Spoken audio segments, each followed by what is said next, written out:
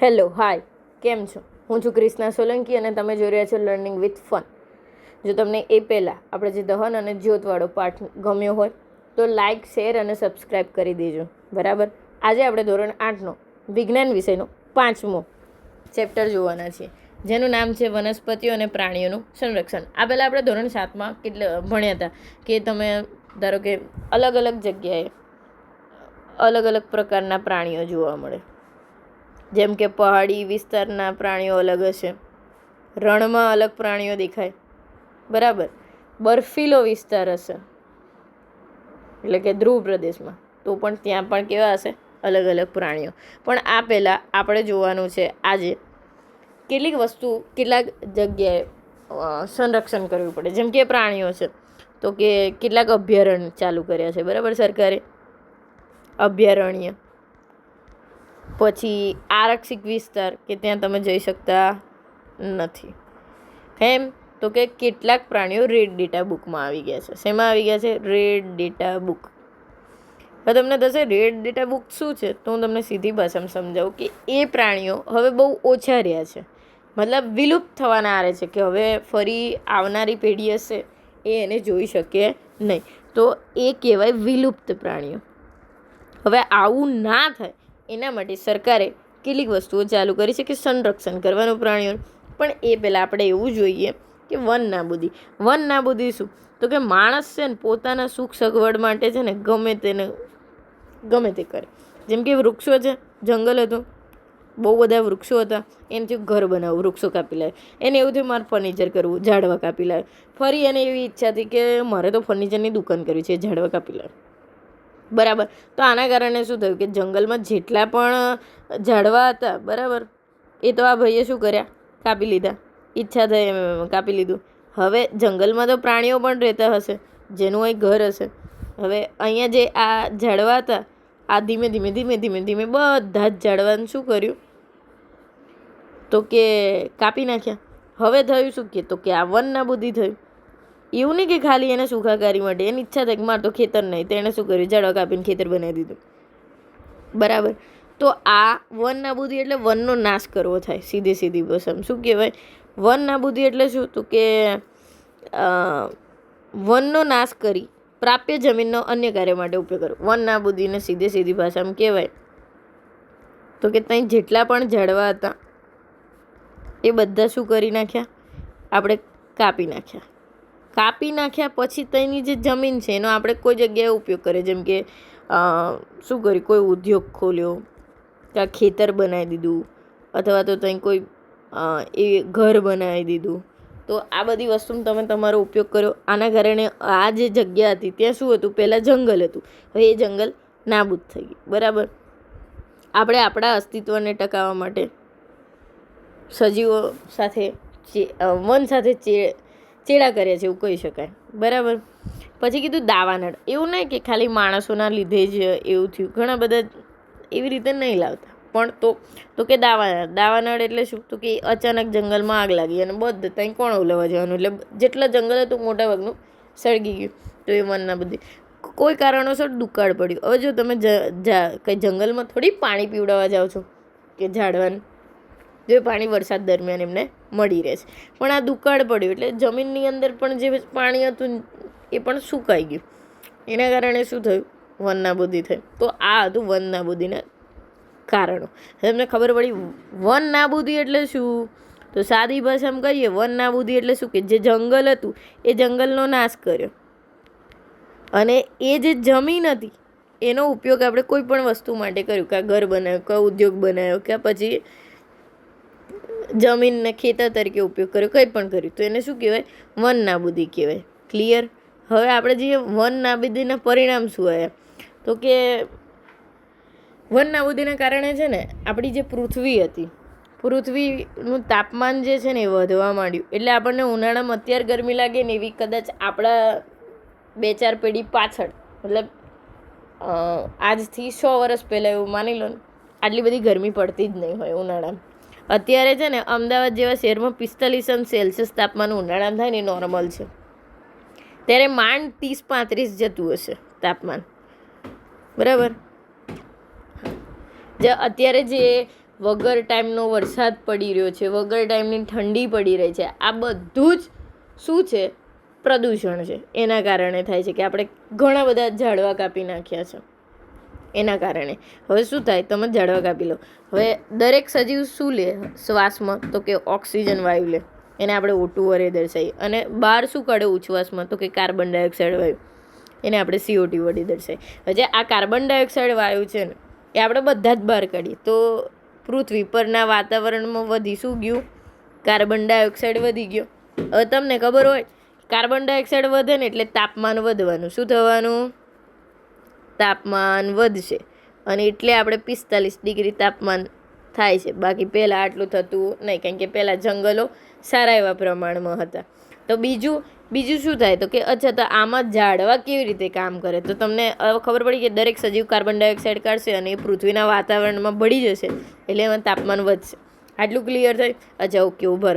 હવે તમને એવો પ્રશ્ન થયો કે સાહેબ આપણે કાર્બન ડાયોક્સાઇડ કાઢ્યું, તાપમાન વધી ગયું, ઝાડવા આપણને શું મદદ કરે? તો હું તમને સમજાવું.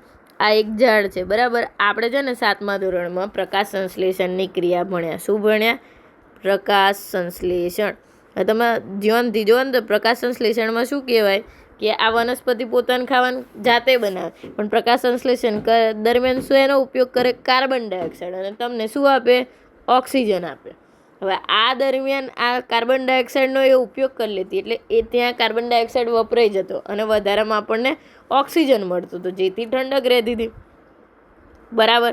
પણ હવે તો કાર્બન ડાયોક્સાઇડ કેવો થઈ જાય? વધારે, કારણ કે ઝાડવા છે ને, અને આપણે તો કાર્બન ડાયોક્સાઇડ રોજ કાઢવાના જ છીએ, બરાબર? એના કારણે સૌથી વધારે પહેલું નુકસાન શું થયું? તો કે આપણે જે પૃથ્વીનું તાપમાન છે એમાં વધારો થઈ ગયો. શું થયું? પૃથ્વીના તાપમાનમાં વધારો, બરાબર? બીજું શું થયું? તો કે ખલેલ પહોંચે વન નાબૂદીના કારણે. પછી દુકાળ જેવી પરિસ્થિતિનો સામનો વધી ગયો, કારણ કે તમને ખબર હશે વરસાદ ક્યારે આવે? જ્યાં વૃક્ષો વધારે હોય ને ત્યાં વરસાદ વધારે પડે. હવે આપણે તો વૃક્ષો જ કાપી નાખીએ, ત્યાં વરસાદ ઓછો પડે, ઘણી જગ્યાએ બહુ ઓછો પડે અને ઘણી જગ્યાએ બહુ વધારે પડે, બરાબર? તો આટલી સમજ પડી. ચલો હવે આગળ જઈએ. વાતાવરણમાં તેની માત્રા વધી ગઈ. શેની માત્રા વધી ગઈ? તો કે કાર્બન ડાયોક્સાઇડની. શેની વધી? કાર્બન ડાયોક્સાઇડની. એના કારણે શું થયું? ગ્લોબલ વોર્મિંગ થયું. શું થયું? Global warming. સાદી ભાષામાં કહો તો તાપમાન વધી ગયું, બરાબર? ઉષ્મીયકરણો શોષી લે અને પૃથ્વીના તાપમાનના વધારાથી જળચક્રનું સંતુલન ખોરવાય. હવે શું થયું? જળચક્ર. જળચક્ર એટલે કયું ચક્ર? તમને સમજાવો સાદી ભાષામાં, આપણી ભાષામાં.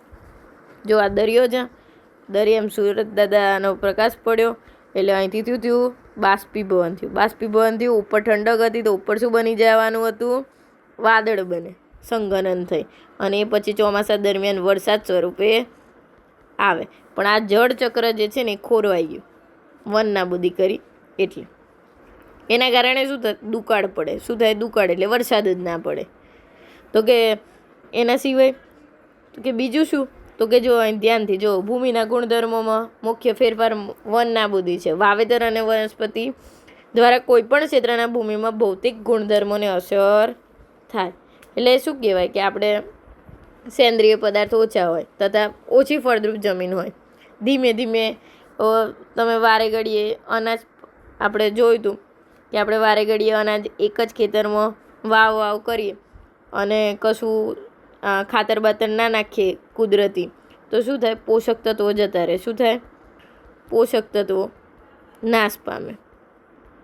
હવે આ પોષક તત્વો નાશ પામે ને એટલે શું થાય? તો કે પછી અનાજ બહુ ઉગે નહીં, અને ધીમે ધીમે શેમાં ફેરવાઈ જાય? રણમાં ફેરવાઈ જાય. વન નાબૂદીના કારણે ભૂમિની જળ ધારણ ક્ષમતામાં પણ, જળ ધારણ ક્ષમતા એટલે શું? ધારો કે આ જમીન છે, હવે વરસાદ પડ્યો ને તો એ અંદર કેટલી શોષાય? જમીનની અંદર, એને કહેવાય જળ ધારણ ક્ષમતા.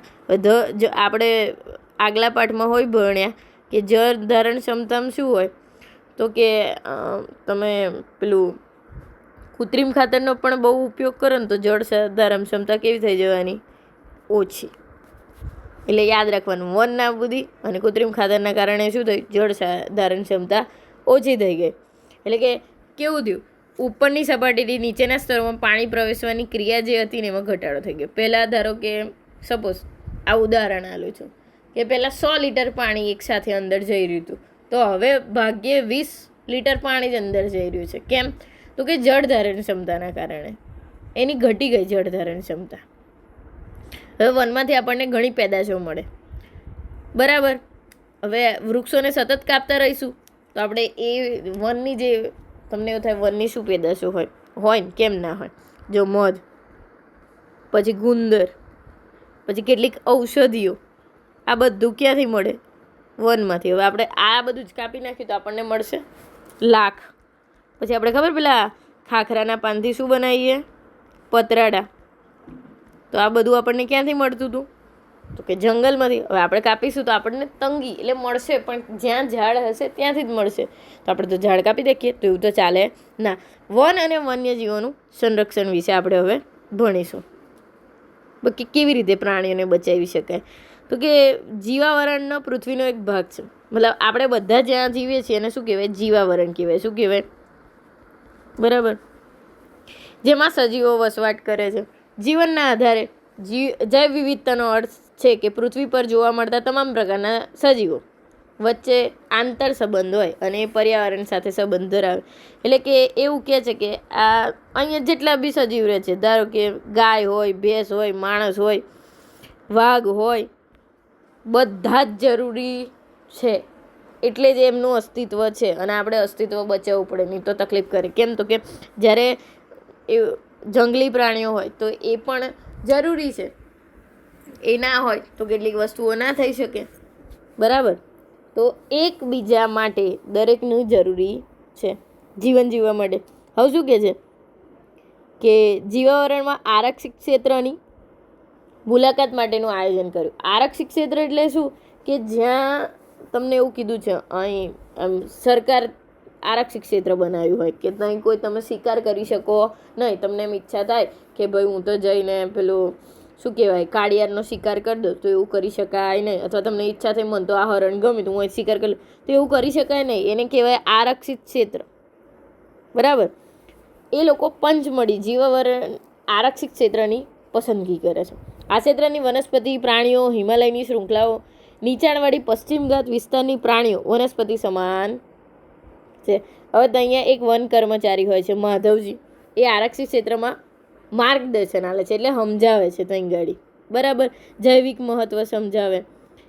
સંરક્ષણ કરવું એ આપણી રાષ્ટ્રીય પરંપરાનો એક ભાગ છે એવું સમજાવે છે. એણે શું કીધું આપણે જોઈએ. એણે એવું કીધું કે આપણી વનસ્પતિ સૃષ્ટિ અને પ્રાણી સૃષ્ટિ તેમને સુરક્ષિત ક્ષેત્રો જાહેર કરવામાં આવ્યા છે, જેને અભયારણ્ય શું કીધું કે વનસ્પતિ સૃષ્ટિ અને પ્રાણી સૃષ્ટિ અને નિવાસસ્થાનના સંરક્ષણ. નિવાસસ્થાન એટલે એ લોકો જ્યાં રહેતા હોય એ સુરક્ષિત ક્ષેત્રો કર્યા. અભયારણ્ય, રાષ્ટ્રીય ઉદ્યાન, જીવાવરણ, આરક્ષિત ક્ષેત્ર, ત્યાં વૃક્ષારોપણ, ખેતી, ચરવું, કાપણી કરવી, શિકાર કરવું, આ બધા પર પ્રતિબંધ. હવે દેખો તમે કોઈ જગ્યાએ ગયા જે જીવ આરક્ષણ ક્ષેત્ર છે, શું છે? જીવ આરક્ષણ ક્ષેત્ર અથવા તો અભયારણ્ય છે, તો તમે ત્યાં શું ના કરી શકો? તો કે તમે ત્યાં ખેતી ના કરી શકો, ત્યાં ઝાડવા ના કાપી શકો, શિકાર ના કરી શકો, ત્યાંથી ચામડું ના, ભેંસોને ચરાવવા લઈ જવાય ના, બાકી સજા થાય, બરાબર. ક્લિયર? ચાલો હવે કીધું વન્યજીવ અભયારણ્ય શું છે? તો કે એવો વિસ્તાર જ્યાં પ્રાણીઓ તેમજ તેમના નિવાસ કોઈપણ પ્રકારના ખલેલથી સુરક્ષિત છે. તો પ્રાણીઓને કોઈપણ પ્રકારની તકલીફ પડે ના, તો એને શું કહેવાય? વન્યજીવ અભયારણ્ય. કે એવી જગ્યા જ્યાં પ્રાણીઓ શાંતિથી રહી શકે, બરાબર. રાષ્ટ્રીય ઉદ્યાન એટલે શું? તો કે વન્ય પ્રાણીઓ માટે આરક્ષિત ક્ષેત્ર જ્યાં તે સ્વતંત્ર રૂપે નિવાસ કરે અને પ્રાકૃતિક સંસાધનનો ઉપયોગ કરે. પહેલાં શું હતું અભયારણ્યમાં? કે પ્રાણીઓ તેમજ તેમના નિવાસ સ્થાન પર કોઈપણ પ્રકારના ખલેલથી સુરક્ષિત હોય, મતલબ એમને હેરાનગતિ કોઈ કરે ના. બીજામાં શું કીધું? સ્વતંત્ર રૂપે નિવાસ, એટલે એને આજે અહીં એમ ઈચ્છા થાય કે આ ગુફામાં રહેવું, પછી એમ થયું કે આગળ જઈને રહેવું, તો એને કોઈ કશું કે ના. રાષ્ટ્રીય ઉદ્યાન મોટી જમીન હોય, થોડીક ના હોય, સમજી લો. પ્રાકૃતિક સંસાધન એટલે કે તળાવ બળાવ બી હશે અંદર, એનો ઉપયોગ એ કરી શકે. એને જે કરવું હોય કરી શકો, તમે કરી શકો નહીં. જીવાવરણ આરક્ષિત ક્ષેત્ર કે વન્યજીવ સજીવો અને પ્રાણીઓ અને વિસ્તારમાં રહેતા આદિવાસી પારંપરિક જીવનશૈલીની વિશાળ સુરક્ષિત વિસ્તાર છે. હવે ઘણી જગ્યાએ એવું હશે કે ત્યાં જંગલમાં કેટલાક વ્યક્તિઓ રહેતા હશે, તો એ પણ આરક્ષિત છે. પણ તમને શું કીધું કે સરકારે કોઈ આરક્ષિત ક્ષેત્ર કર્યું, તેમાં શું ના કરાવવા દે? તો કે ચરાવવા ના દે, શિકાર ના કરાવવા દે, તમને ઝાડ ના કાપવા દે. બરાબર, આ શું કામ? તો કે આરક્ષિત વિસ્તારનું. ક્લિયર? હવે જઈએ આપણે કે એમની સરકાર સુરક્ષા અને સંરક્ષણ માટેની કેટલીક પદ્ધતિઓ હોય, જેમ કે વન્યજીવ અભયારણ્ય વાઇલ્ડ લાઈફ સેચ્યુટરીઝ કહેવાય, રાષ્ટ્રીય ઉદ્યાન નેશનલ પાર્ક, જીવાવરણ આરક્ષિત ક્ષેત્રને બાયોસ્ફિયર રિઝર્વ કહેવામાં આવે છે. જીવ આરક્ષિત વિસ્તાર. બરાબર, હવે આપણે જીવ આરક્ષિત વિસ્તાર વિશે જાણીએ કે જીવ આરક્ષિત વિસ્તાર બનાવવામાં, જેમ કે તમે જાણો છો, જૈવ વિવિધતા એટલે કોઈપણ પ્રકારના કોઈપણ ક્ષેત્રમાં જોવા મળતી બધી વનસ્પતિઓ, તંગાડી જેટલી વનસ્પતિ હોય, પ્રાણીઓ હોય, સૂક્ષ્મજીવોની પ્રજાતિ હોય, એ ત્યાં રહેશે. બરાબર. પંચમળી એક છે, સાતપુડા નામનો એક રાષ્ટ્રીય ઉદ્યાન છે. બોરી તેમજ પંચમળી 2 વન્ય અભયારણ્ય છે. હવે જો અહીંયા છે ને કેટલાક અભયારણ્યો આપેલા છે, જેમ કે પંચમળી આપ્યું છે, પીપા અરિયા તરફ છે, આર્યું પંચમળી. બરાબર. પછી બોરી, સાતપુડા રાષ્ટ્રીય ઉદ્યાન અહીંયા આપેલા છે. હવે તમને એવું થાય કે આના સિવાય, હા, તો એક કાન્હા નેશનલ પાર્ક છે. શું છે? કાન્હા નેશનલ પાર્ક, જે મધ્યપ્રદેશમાં આવેલો છે, જે વાઘ માટેનો છે. બરાબર. પછી રીંછ અભયારણ્ય આવેલા છે. ક્યાં આવેલા છે રીંછ અભયારણ્ય? તો કે રીંછ અભયારણ્ય આવ્યું છે બનાસકાંઠામાં. બાલારામ નામ છે એનું. શું નામ છે? બાલારામ. આવા અનેક અભયારણ્યો એવું છે. બરાબર. ચાલો, વનસ્પતિ સૃષ્ટિ અને પ્રાણી સૃષ્ટિ. હવે આપણે જોઈશું આજે વનસ્પતિ જીવ આરક્ષિત. લીલોતરીની પ્રસન્નતા. લીલોતરી એટલે તમે જંગલમાં જુઓ તો તમને શું જોવા મળે? બસ મજા આવી જાય એમ. લીલું જ લીલું, જ્યાં જુઓ તો ઘાસ હોય, ઝાડવા હોય, પ્રાણીઓ હોય. બરાબર. જંગલમાં ઊંચા ઊંચા સાગના વૃક્ષો જોવા મળે. વનસ્પતિઓ પ્રાણીઓને જોઈને તમે ખુશ થઈ જાવ, એવું મજાની વસ્તુ હોય એ. હવે આ ભાઈ ગયેલા જે, એમણે શું જોયું? તો કે સસલું જોયું, એને પકડવાનો પ્રયાસ કર્યો. તો હવે એ લોકો પંચમળીમાં ગયેલા, તેને ના પાડતી હતી, ભાઈ જો તું પકડવા જઈશ તો પોલીસ પેલા આવશે, આરક્ષિત સુરક્ષા કર્મીઓ, અને તને લઈ જશે ભાઈ. એટલે એવું કરવું નહીં. અને કોઈ પણ પ્રાણીને ક્યારેય પણ પરેશાન કરવું જોઈએ નહીં. એ તમને કઈ વિતાડે? તમે એને વિતાડો, મજા આવે ના? કેટલાક પ્રાણીઓ તેમજ વનસ્પતિઓ કોઈ વિશિષ્ટ વિસ્તારમાં જોવા મળે. બરાબર. એ ફિક્સ હોય કે હવે તમે દરિયા કિનારે જે ઝાડ જુઓ એ તમારા ખેતરમાં જોઈ શકો? ના જોઈ શકો. તો કે દરેક જગ્યાએ અલગ અલગ પ્રકારના ઝાડ હોય. એવી જ રીતે પ્રાણીઓ પણ. જો અહીં છે ને આ લોકો પંચમળીમાં ગયેલા ને, તેમણે શું કીધું? પંચમળી આરક્ષિત વિસ્તારમાં સાલ, સાગ, આંબો, જાંબુ, હંસરાજ, અર્જુન જેવી વનસ્પતિઓ હતી. આ તો થઈ વનસ્પતિઓ. હવે કે પ્રાણીઓમાં કોણ હતું? તો કે ચિંકારા, નીલગાય, બાર્કિંગ ડિયર, ચિત્તલ, દીપડો, જંગલી કૂતરો, વરુ. હવે બાર્કિંગ ડિયર એટલે ભસતું હરણ. બરાબર. નીલગાય, નીલગાય એટલે આપણે અહીં રોજડું કહીએ. બરાબર. ચિત્તલ, દીપડો, જંગલી કૂતરો, વરુ, એવું બધું ક્યાં છે? પંચમળી. જો અહીં આપ્યું છે કે પહેલો જંગલી કૂતરો છે. આ કોણ છે? તો કે આ જે છે ને એ જંગલી કૂતરો છે. આ બીજું શું છે? ચિત્તલ છે. એક હરણની ટાઈપ આવે. જો તમારે જોયું હોય તો હું જરીક ઝૂમ કરીને બતાવું. આ છે ને એ વરુ છે. કોણ છે? વરુ. અને આ જે છે ને દીપડો. તમને દીપડો અને ચિત્તો છે ને, તમને પહેલી વાર જો ને સરખા લાગે, પણ એવું હોતું નથી. ચિત્તો હોય ને એની આંખની નીચે કાળું કાળું હોય, જ્યારે દીપડામાં એવું નથી હોતું. જોઈ લો, બસ એ જ ઓળખાણ. પછી આ જે બતાવ્યું છે ને એ હંસરાજ છે. અને જાંબુનું ઝાડ તો તમે લોકોએ જોયું હશે. બરાબર. હવે આગળ વધીએ. સ્થાનિક જાતિઓ. સ્થાનિક જાતિમાં શું કહેવાય? કે બાળકો ઝડપથી શાંતિપૂર્ણ ગાઢ જંગલમાં પ્રવેશે છે અને એક વિશાળ ખિસકોલી જોયું. હવે એમણે ખિસકોલી જોઈ ને તેમને આશ્ચર્ય થયું. કેમ? તો કે એની પૂંછડી જે હતી ને એ મોટી હતી, પછી પીછાવાળી હતી, એટલે વિશાળ ખિસકોલી કીધી. તો સ્થાનિક જાતિ કહેવાય કે એ ત્યાં જ છે પંચમળી આગળ, પછી આગળ મળતી નથી. વનસ્પતિઓ અને પ્રાણીઓ એવી જાતિઓ કે કોઈ ચોક્કસ ક્ષેત્રમાં જોવા મળે તો એને સ્થાનિક જાતિ કહેવાય. ખબર પડી? કાં કોઈ વનસ્પતિ હોય, કાં કોઈ પ્રાણી હોય, એ જે ચોક્કસ વિસ્તારમાં જ જોવા મળે તો એને શું કહેવાય? સ્થાનિક જાતિ કહેવાય. બરાબર. કોઈ વિશિષ્ટ પ્રકારની વનસ્પતિ તેમજ પ્રાણીઓ કોઈ વિસ્તાર અને રાજ્ય તથા દેશની સ્થાનિક જાતિ હોઈ શકે. હવે આ લોકો કઈ ગયેલા? પંચમઢી. તો એમણે શું જોયું? ત્યાં જંગલી આંબા જોયા. શું જોયા? જંગલી આંબા. જંગલી આંબા હોય? હા હોય. ક્યાં જોયા એમણે? પંચમઢીમાં જોયા. હવે વૃક્ષો બતાવીશ. સ્થાનિક વનસ્પતિઓનું ઉદાહરણ આપ્યું. બાયસન. બાયસન એટલે જંગલી બળદ. ભારતીય ખિસકોલી, ઉડતી ખિસકોલી. હા, ઉડતી ખિસકોલી હોય એને સ્થાનિક જાતિ કહેવાય. જો આ પીછાવાળી ઝૂમ કરીને બતાવું તમને. જો આ છે ને એ ખિસકોલી છે, જેનું પૂંછડી કેવી છે? પીછાવાળી. આને શું કહે છે? ત્યાંના લોકો વિશાળ ખિસકોલી કહે છે. શું કહેવાય? વિશાળ ખિસકોલી. જાતિ એ સજીવોની વસ્તીનો એવો સમૂહ છે જે એકબીજા સાથે આંતરપ્રજનન કરવા સક્ષમ હોય. એનો અર્થ એવો કે એક જાતીય સભ્યો માત્ર પોતાની જાતિના સભ્યો સાથે જ પ્રજનન કરી સંતતિ થાય. મતલબ ખિસકોલીનું બચ્ચું કેવું હોય?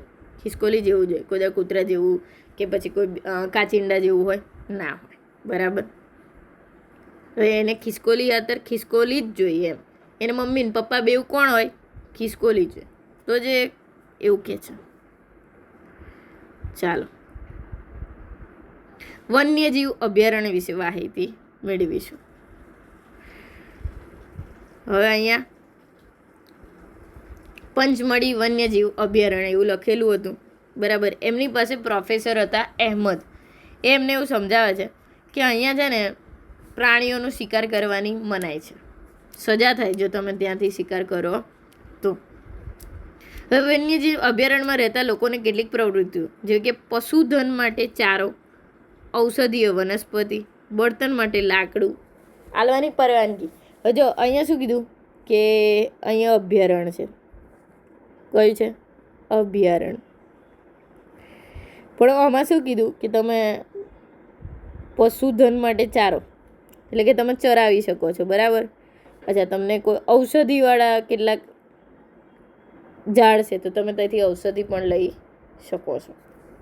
તમે ફરી શકો છો પણ શિકાર કરી શકતા નથી.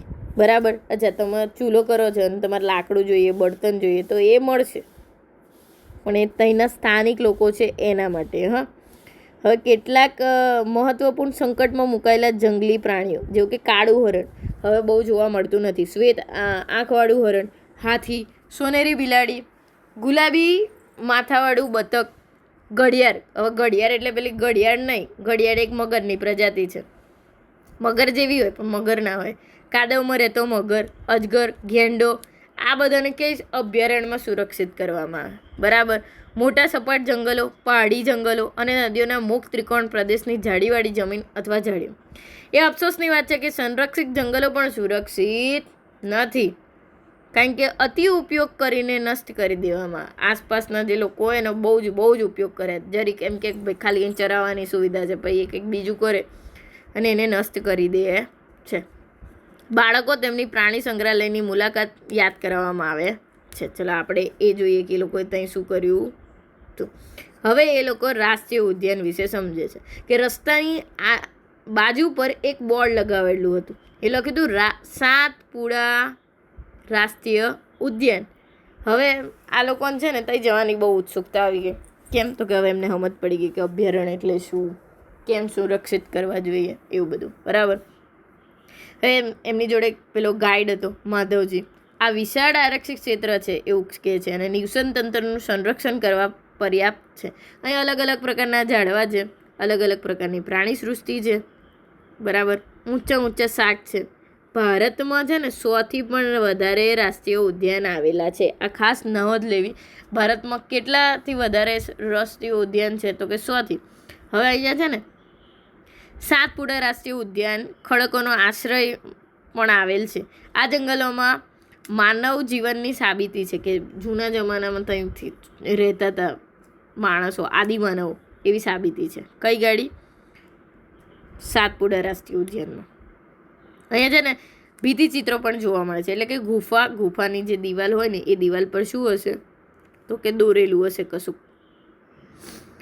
55 ગુફાની ઓળખ થઈ છે. ત્યાં ગાડી શું દોરેલું છે તો કે એમને છે ને 2 માણસો લડતા હોય, શિકાર કરતા હોય, ડાન્સ કરતા હોય, એટલે કે નૃત્ય કાં કશું વગાડતા હોય, કોઈ વીણા વાદ્ય એવી વસ્તુ. હવે બાળક આગળ વધે છે અને એ જોવે છે પ્રોજેક્ટ ટાઈગર. એના વિશેની માહિતી આપણે મેળવીશું. ચાલો. વાઘ એક એવી જાતિ છે જે ધીરે ધીરે જંગલમાંથી લુપ્ત થઈ રહી છે. હવે બધે કંઈ વાઘ જોવા મળે નથી જોવા મળતા. તો કે સાતપુડાની આરક્ષિત ક્ષેત્રમાં વાઘની સંખ્યામાં વધારો થયો છે. ક્યાં જોવા મળશે? સાતપુડા આરક્ષિત ક્ષેત્રમાં વાઘ છે. ત્યાં કોઈક સમયે સિંહ, હાથી, ભેંસ બધું જ હતું, પણ અત્યારે છે નહીં. એવા પ્રાણીઓ જેની સંખ્યા એક નિર્ધારિત સીમાથી ઓછી થઈ જાય તો લુપ્ત થઈ શકે અથવા નાશપ્રાય જાતિ કહી શકાય. એટલે મતલબ એવું કહે છે કે ધારો કે એક જમાનામાં આમની સંખ્યા 5000 હતી, અત્યારે 50 જ રહી, તો આ શું કહેવાય? નાશપ્રાય જાતિ કહેવાય, કે હવે લુપ્ત થઈ જશે. આ 50 મરી ગયા તો હવે આપણને જોવા મળે નહીં. બરાબર. ડાયનોસોર તમને ખબર હશે કે આપણે બાલાસિંદરમાં રૈયોલી પાર્ક છે ત્યાં ડાયનોસોર છે. હવે ડાયનોસોર અત્યારે જોવા મળે ના, તો એને શું કહેવાય? લુપ્ત પ્રાય જાતિ. શું કહેવાય? અથવા તો તમે એને શું કહો? નાશપ્રાય જાતિ, કે એ લુપ્ત થઈ ગયા છે, હવે જોવા મળવાના નથી. ચલો, આ વાઘ હતી. હવે આ જંગલી ભેંસ છે. શું છે? જંગલી ભેંસ. આપણે ભેંસ જોઈને એવી રીતે આવે જંગલી ભેંસ. બરાબર. અહીંયા સાબર દર્શાવ્યા છે. ખલેલ ઊભી થવાથી વનસ્પતિ અને પ્રાણીઓમાં સંરક્ષણ માટે પછી સરકારે કાયદા બનાવ્યા છે કે તમે આ કાયદાને તોડશો તો તમને સજા થશે. પ્રાણીઓને પકડવા, શિકાર કરવા પર બળતણનું લાકડું અને ઔષધીય વનસ્પતિ એકઠા કરવાની પરવાનગી નથી. ક્યાં? રાષ્ટ્રીય ઉદ્યાનમાં, અભયારણ્યમાં છે. નાના પ્રાણીઓ મોટા પ્રાણીઓ કરતાં લુપ્ત થવાનો ભય ઘણો વધારે હોય છે. સાપ, દેડકા, ગરોળી, ચામાચીડિયા, ઘુવડ, લોકો એને મારી નાખ્યા. સાપ દેખાય માર નાખ્યો, દેડકો દેખાય માર નાખ્યો, ગરોળી તો ગમતી જ નહીં, ચામાચીડિયા માર નાખ્યા. તો હવે આ બધી જે પ્રાણીઓ છે, સજીવ છે, એ બધા લુપ્ત થવાનો ભય કેવો વધારે. આપણી જાતને નુકસાન પહોંચાડીએ છીએ. કેવી રીતે? આપણે એમને મારીએ નુકસાન આપણને થાય છે, કારણ કે આપણે નિવસન તંત્રનો એક ભાગ છે જેને નજરઅંદાજ કરી દઈએ છીએ. બધી વનસ્પતિઓ, પ્રાણીઓ તેમજ સૂક્ષ્મજીવો અજૈવિક ઘટકો, આબોહવા, ભૂમિ છે, નદી છે, સંયુક્ત રીતે નિવસન તંત્રનો એક ભાગ છે. એટલે કોઈ પણ વસ્તુને મારવી નહીં, કારણ કે નિવસન તંત્રનો ભાગ છે. બરાબર. હવે છે ને રેડ ડેટા બુક, મેં હમણાં પહેલાં જ કીધું કે નાશપ્રાય થવા આવ્યા છે, કે હવે છે ને આનાથી વધારે ગયા ને તો આપણને મળે નહીં. તો એના માટેની જે બુક હોય એને શું કહેવાય? Red data book. પુસ્તક છે જેમાં નાશપ્રાય પ્રાણીઓ જે છે ને એનો રેકોર્ડ રાખવામાં આવે કે આટલા છે જે નાશપ્રાય થઈ ગયા છે, હવે દેખવા મળતા નથી. સ્થળાંતરણ. હવે કેવું થાય ખબર? ઘણીવાર કે સરોવર નજીક થોડા સમય બેઠા કોઈ વ્યક્તિ આરામ કરવા, નદીની નજીક પક્ષીઓ જોયા. બરાબર. આ લોકોએ કેવું, અહીં તો પક્ષીઓ હોય છે. આ પક્ષીઓ દુનિયાના અન્ય વિસ્તારમાંથી ઉડીને અહીંયા આવે છે. પ્રત્યેક વર્ષે આવે, એટલે એને પ્રવાસી કહેવાય. મતલબ વિદેશથી પક્ષીઓ આવે. કઈ? તો કે ભારત આવે. એક ચોક્કસ સમય આવે. કેમ આવે? તો કે ઈંડા મૂકવા આવે છે. બરાબર. કારણ કે અતિશય ઠંડી હોવાના લીધે મૂળ નિવાસ સ્થાન તે સમય રહેવા માટે યોગ્ય હોતું નથી. મતલબ એ કોઈ વિદેશમાંથી આવેલા પક્ષીઓ છે. એક સમય આવે છે જ્યારે છે ને આ વિદેશી પક્ષીઓ આવે છે. હવે આ લોકો દૂર દૂરથી આને જોવા જાય.